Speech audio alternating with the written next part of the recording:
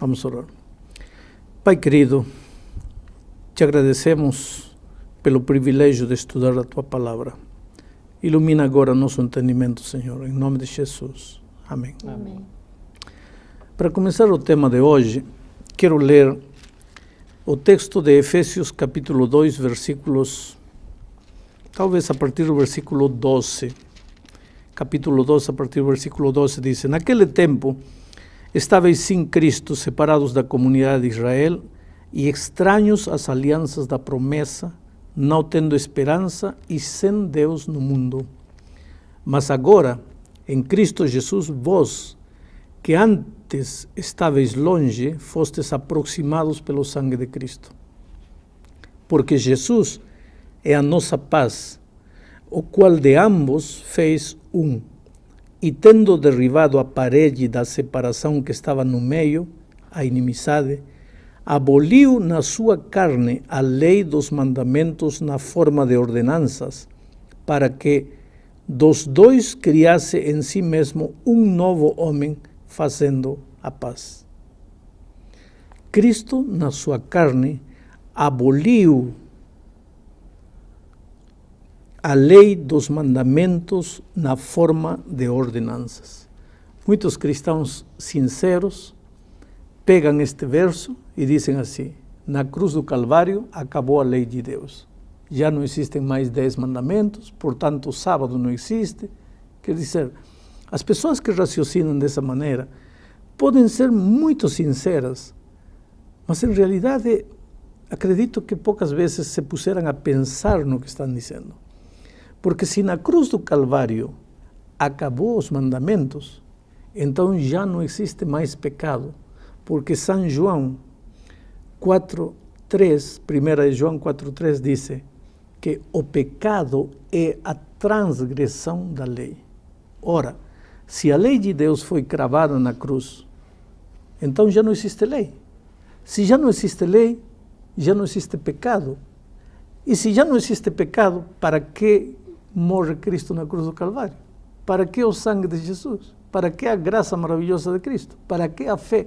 Quer dizer, se nós tiramos a lei do contexto, acabou graça, acabou pecado, acabou Bíblia, acabou tudo. Mas os cristãos dizem assim, mas não está escrito aqui claramente, aqui não diz assim, versículo 15, aboliu na sua carne a lei dos mandamentos na forma de ordenanças. Efectivamente, só que não diz a lei dos 10 mandamentos, diz a lei dos mandamentos na forma de ordenanças. E o que precisamos entender é que no povo de Israel haviam vários tipos de leis. Estava a lei moral, com os 10 princípios eternos de Deus, que o próprio Deus escreveu com sua mão nas tábuas de pedra. Além da lei moral de 10 mandamentos, existia a lei cerimonial, que era um conglomerado de ordenanças que tinham que ver com o cerimonial do santuário, dos sacrifícios que o povo de Israel oferecia cada dia. A essas leis cerimoniais, a Bíblia lhes dá também o nome de ordenanças. Aqui diz: Cristo aboliu na sua carne a lei dos mandamentos na forma de ordenanças. Quer dizer que essa lei que Cristo aboliu na cruz do Calvário foram as ordenanças que tinham que ver com a vida cerimonial do povo de Israel. Mas também haviam leis civis, leis militares, leis de sanidade. Por exemplo, quando estudamos o tema dos alimentos, vamos a ver que Deus dava recomendações de que carnes podiam comer, que carnes não podiam comer. Essas leis continuam valendo hoje, no sentido de que hoje continuamos tendo saúde e temos que cuidar nosso corpo. Havia uma lei interessante, por exemplo, lá no deserto, eram medidas higiênicas, leis higiênicas, que não tinham nada a ver com o santuário, nem com as ordenanças, nem com a lei moral. O povo de Israel estava no deserto e não havia banheiro. Então, quando um israelita queria fazer as suas necessidades, pegava uma pá, se afastava do acampamento, fazia um buraco na terra, fazia o que tinha que fazer, cobria com a terra e voltava para o acampamento. Vamos dizer hoje, essa lei ficou abolida. Não, Quer dizer, não tem nada a ver com salvação, tem que ver com higiene. Há muitas das leis do povo de Israel, leis militares, leis civis, leis de sanidade, que valem hoje. Agora, estou me referindo nesta ocasião especificamente às leis cerimoniais que tinham que ver com o santuário e o procedimento do santuário foram anuladas na cruz do Calvário. Por quê? Porque quando Cristo veio a realidade, já não era mais necessário essas leis de ordenanças que tinham que ver com o cerimonial do santuário. Aqui em Colossenses, capítulo 2, temos outros versos que nos provam isso. Versículo 13 e 14 diz assim: E a vosotros, que estáveis mortos pelas vossas transgressões e pela incircuncisão de vossa carne, vos deu vida juntamente com Jesus, perdoando todos os nossos delitos, tendo cancelado o escrito da dívida que era contra nós e que constava de ordenanças, vou repetir esta palavra, ordenanças, no qual nos era prejudicial.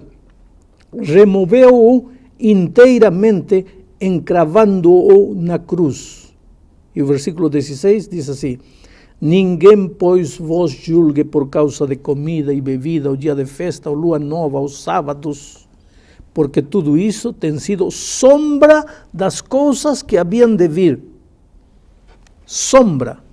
Se eram sombra, quando veio a realidade, acabaram as ordenanças, que eram apenas sombra.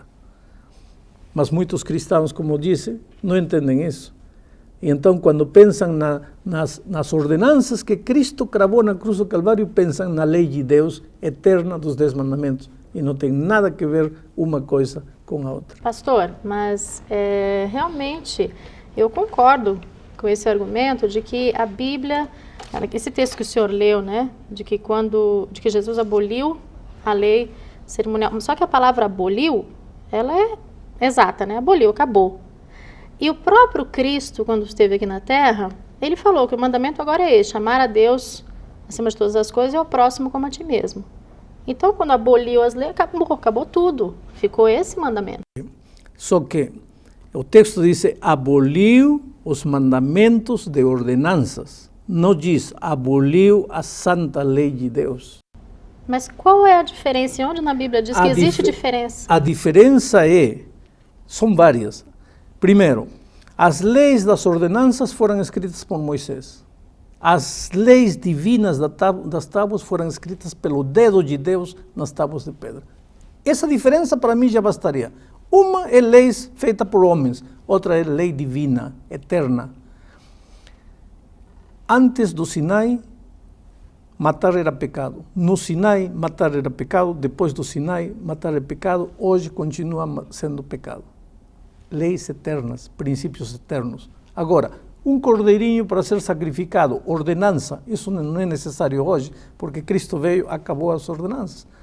Outra coisa, no santuário, as ordenanças estavam ao lado, uma espécie de caixão lá na frente, no lugar... No altar. No altar, no átrio, perdão, no altar, na arca do testemunho. Aí dentro estavam os rolos, as tábuas com a lei de Deus. Ao lado estavam as ordenanças. Havia diferença. Na Bíblia há marcada diferença entre ordenanças e lei de Deus. E quando a Bíblia fala aboliu, fala especificamente aboliu as ordenanças. Nunca diz aboliu a lei de Deus. Mas e por que Jesus afirmou o mandamento é este: amar a Deus sobre todas as coisas e ao próximo como a ti mesmo? Jesus estava dando um resumo dos 10 mandamentos. Em realidade, a Bíblia toda é os mandamentos de Deus. Agora, resumidos, Éxodo 20. Resumido mais, amar a Deus e amar ao próximo. Acabou. Resumido mais, amar a Deus. Porque se você ama a Deus, lógico que vai amar ao próximo. É só um resumo, mas não é quando Jesus disse, um mandamento novo os dou, que os ameis os uns aos outros. Mas se você vai ao Velho Testamento, vai encontrar inúmeros textos que mostram que o amor a Deus e o amor ao próximo está registrado no Velho Testamento. Não é mandamento novo. Então, em que sentido Jesus disse um mandamento novo? Novo na experiência. velho na letra, novo na experiência. Eles não conheciam a letra, mas não conheciam a experiência do mandamento, não viviam o mandamento. Pastor, quando o senhor coloca essa distinção, né, lei cerimonial, então nós temos aqui as cerimônias. Eu só queria que o senhor determinasse um pouco mais essa diferença, cerimonial e moral. Essa palavra moral, ela se enquadra em que sentido? Tem que ver com os 10 princípios morais da vida do cristão. O respeito pela vida, o respeito pela propriedade ajena, o respeito por Deus, a adoração unicamente a Deus, não usar o nome de Deus levianamente, guardar o sábado, não mentir, não roubar, princípios morais. Agora, as leis de ordenanças têm que ver, o candelabro tem que ir aqui, o pão tem que ir aí, o cordeirinho tem que ser sem defeito, o sacerdote deve fazer como o cordeirinho seguinte. Essas coisas todas terminaram quando Cristo veio, porque vindo o verdadeiro Cordeiro de Deus que tira o pecado do mundo, para que todas estas ordenanças mais? Acabou, era necessário enquanto Cristo não vinha. Vindo Cristo, acabou, mas mentira, verdade, honestidade, respeito pela vida, continuam princípios eternos. Pastor, quando então eu olho para Colossenses 2,14, eu entendo que aqueles que afirmam assim, a lei foi cravada na cruz. Quem fala dessa forma tem razão. Tem razão. E ao mesmo tempo, quem fala assim, não todas as leis foram cravadas na cruz, esse também tem razão. Lógico. Que lei foi cravada na cruz? A lei de ordenanças. Que lei não foi cravada na cruz? A lei moral dos 10 mandamentos. Pastor, mas o senhor afirmou na sua fala agora há pouco que existem aspectos dessa lei das ordenanças, essa lei cerimonial, né? Existem aspectos que são úteis para nós ainda hoje. Saúde, algumas leis civis têm a ver conosco ainda hoje. E por que a expressão da Bíblia é tão enfática? Essas leis foram abolidas. Não, foram abolidas as leis de ordenanças, que são as leis cerimoniais do santuário. Mas não foram abolidas as leis de higiene, as leis de saúde, as leis civis, o respeito pela propriedade alheia, ou ajudar ao pobre. Por exemplo, uma lei civil deles dizia que o rico, quando colhia a sua terra, devia deixar cair espigas para que os pobres pegassem. Ora, hoje, esse princípio continua valendo, mas não é um princípio que entra na lei moral. Entende? Pastor, a argumentação de que a lei moral ela permanece, a lei cerimonial ela foi cravada na cruz, tem alguma prova que eu possa perceber isso no ato da crucifixão, ou Jesus dizendo, olha, essa aqui não vale mais, essa daqui de hoje continua? Existe alguma prova conclusiva que eu tenha essa diferenciação? Não, prova conclusiva na Bíblia você não vai encontrar para nada. Porque quando o ser humano quer duvidar, vai encontrar um motivo para duvidar de tudo. Agora, quando Cristo morreu, o véu do templo se rasgou, dando a entender que a partir desse momento, as leis cerimoniais já não tinham mais validade. Por quê? Porque o Cordeiro de Deus estava sendo sacrificado nesse momento. No momento em que Cristo expirou, o véu se rasgou, dando a entender que acabaram as leis cerimoniais. Esse véu da onde? Não o véu do templo de Jerusalém. Certo. Que era o santuário da terra nesse tempo. Pastor, mas como é que eu posso conciliar duas coisas? Veja bem, se Deus... Nós já fizemos alguns estudos aqui e já entendemos que somos salvos pela graça, não é? Somos salvos pela graça, eu tenho a minha vida transformada. Por que um Deus de amor, um Deus que me salvou já pela graça, por que ele precisa estabelecer tantas regras para mim, se a partir do momento que eu o aceito, minha vida vai automaticamente transformar, eu não preciso estabelecer regras que eu tenho que seguir à risca? O problema é que o ser humano toma as leis como uma medida, vou dizer assim, proibitiva, punitiva, arbitrária de parte de Deus. E não é assim. Pensa no semáforo.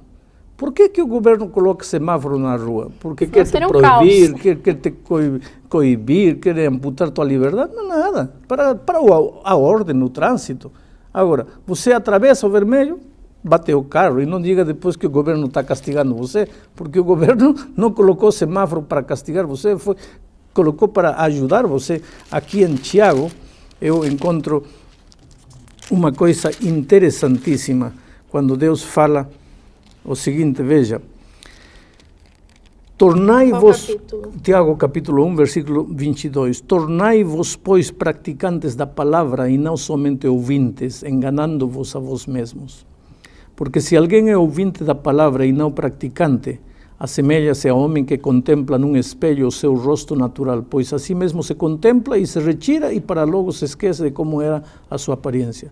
Mas aquele que considera atentamente na lei perfeita, lei da liberdade, e nela persevera, não sendo ouvinte negligente, mas operoso praticante, esse será bem-aventurado no que realizar. Aquele que considera atentamente na lei perfeita, lei da liberdade. Portanto, esse Deus de amor te dá leis justamente porque te ama. Porque o amor, para você desfrutar do amor, você precisa usufruir de liberdade. E para usufruir de liberdade, você precisa de ordem. E para haver ordem, tem que haver lei. Então não é proibitiva, é lei de liberdade para edificar-te, para te ajudar a crescer. Pastor, a sua resposta vai ser minha pergunta. As leis foram dadas para que povo? Para o ser humano. Para o ser humano? Para o ser humano. A impressão que me dá, e o senhor saiu bem, é que essas leis elas foram dadas para um povo, para os judeus. Está lá no início da Bíblia, o povo de Israel, e essa é a impressão que eu tenho. Tiago não está falando para Israel, Tiago está falando para os cristãos. Diz, bem-aventurado aquele que persevera na lei perfeita, lei da liberdade. Israel já tinha passado. Ele está falando para você, para mim hoje. Acontece que os cristãos queremos a graça do Novo Testamento, mas a lei que menciona Tiago não queremos. E isso não é aceitar o Evangelho completo como ele é. Mas então, querendo ou não, eu sou salva pela graça, mas preciso seguir a lei. Você é salvo pela graça, ponto. Não é mais. Não tem que acrescentar nada à graça de Cristo. Agora, vamos falar de outro capítulo, página virada, salvação virou. Agora vamos falar outro capítulo. Como vive o salvado? Aí Cristo olha para você e diz, se me amais, guardai meus mandamentos. Tem nada a ver com salvação. Você é salvo unicamente pela graça de Cristo. Quero terminar falando contigo aí. Está me ouvindo? Deus ama você. Ele tem um caminho para você. Na medida em que você andar nesse caminho, vai ser feliz. Na medida em que você seguir os conselhos divinos, vai ser feliz. Na Bíblia, há conselhos para você ser um bom pai, um bom cidadão, um bom filho, para você ser um bom trabalhador, um bom patrão, um bom empregado. Eu não conheço uma pessoa no mundo que tenha encontrado a Bíblia, que com humildade tenha aceitado os princípios bíblicos à sua vida e que depois me diga assim, pastor, a Bíblia não deu certo, desde que apliquei os princípios bíblicos à minha vida, sou um homem infeliz. Mas eu poderia contar milhares de casos no mundo de pessoas com a vida destruída, que um dia se encontraram com Jesus, entregaram o coração a Ele, aceitaram os princípios bíblicos, acertaram sua vida com os princípios bíblicos e hoje posso apresentá-los na galeria dos vitoriosos, homens prósperos e felizes. Você é uma dessas pessoas a quem Deus quer fazer muito feliz. Abra seu coração a Jesus hoje.